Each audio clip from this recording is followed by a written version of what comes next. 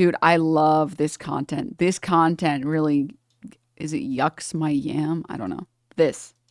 What do you think about the sign, miss? Do you agree? Absolutely not. My great niece was 4. For anyone who's missing the sign, it's like, it just says like abortion is a sin or whatever. It just says, did you something the complete and something of abortion without exception or compromise? And it's just like, it's just people who don't like abortion harassing people who want to be able to use their bodily freedom to get abortions. Zenmus, thank you for the 5 gifts of Strawman. Thank you for the gifts up to non-tits.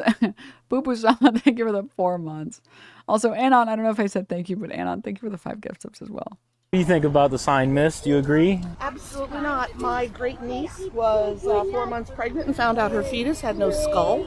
Yeah. And because of men involving themselves in women's bodies, she was forced to deliver the fetus that had no skull going through the birth canal. Do you know why God put a skull on the brain? To protect us from pain. As we had to watch her deliver that child that then she held, because with no skull, it has no way to breathe. She held that baby until it suffocated. And there's a reason God created medicine. There's a reason God created medicine. Stay out of women's But listen, body. ma'am, do you think it's better to rip that child apart in the womb? Oh my God. There will be no conversation. Dude, she cooked him so hard. I can't believe, can I just say, like, it's so insane to me to tell other people that they should incubate a child long past the point where they know that that child isn't going to live. How is that not the most cruel thing ever? Denims is definitely top 5. Coolish, thank you for the 10 gifties. Thank you. Like, can I pull up, there was this one, who's the guy who got hit by the tree? Greg Abbott. You guys know. Coolish again, thank you for the 10 gift subs. I want to show this really quickly. This is like, I know that the cruelty is the point, but... Thank you for your patience. There's no easy way to say this, but your baby has a catastrophic brain abnormality. What does that mean? It means that parts of her brain didn't form. Your daughter, if she is to survive, will live only a matter of hours after birth. During that time, she will experience a multitude of seizures and ultimately aspirate on her own bodily fluids. She will suffer. A decision will need to be made on termination. I wish I could tell you what to do, but there is only one person who can make this choice. How much time do I have? And that person is Greg. Greg? Who the f*** is Greg?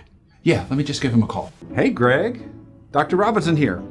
Listen, I've got a pregnancy that could... Yes? But I think this one is the... Yes, okay. Sure. Okay, I'll let them know. Yeah. That's gonna be a no. Best of luck to you. What a good ad. Holy shit. Link for this? This is like way back during the Texas abortion ban. The heartbeat bill or whatever. Oh, sorry, wrong link. I apologize. This link. I don't know what that link is for. Governor Hot Wheels, as they call him. Yeah, this shit is...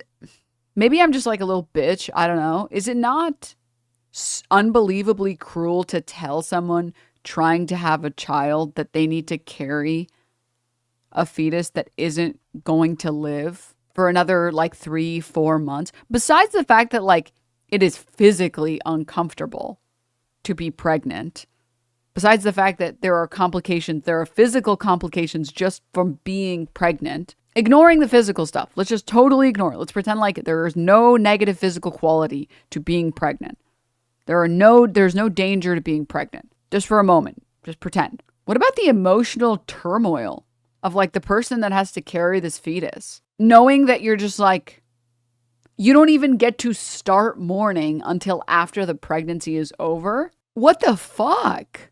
Also, carrying a dead fetus is very dangerous to the woman. It can rot inside you as well. Even if let's say that doesn't happen. That's never happened before in the history of ever. There are no harms to the mother. None. There's no harm to anyone carrying a fetus at any point forever. What about like the fact that you're delaying this person's grief? What the fuck? Like it's just like next level torment. It's so crazy to me. I just don't get it. I just don't get it. Same people who rob men every day, do you think they would have a better treatment for women? I mean, of course not. But it's just like, this woman did mog the shit out of these fucking losers. She mogged the shit out of them. There's a reason God invented or created medicine.